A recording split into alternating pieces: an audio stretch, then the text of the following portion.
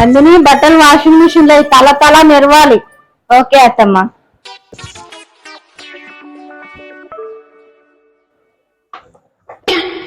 ఇది వేస్తేనేమో బట్టలు నార్మల్ గా ఉతుకుతుంది.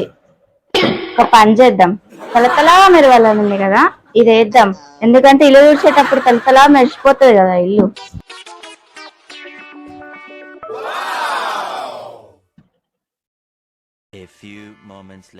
ఏనట్టున్నాయి బట్టలు ఆరేద్దాం. ఏంది నైజల్ వాసన వస్తుంది బట్టలల్లో? ఏమేసింది ఇంతకు? ఏంది నందిని బట్టలు మొత్తం నైజల్ వాసన వస్తుంది?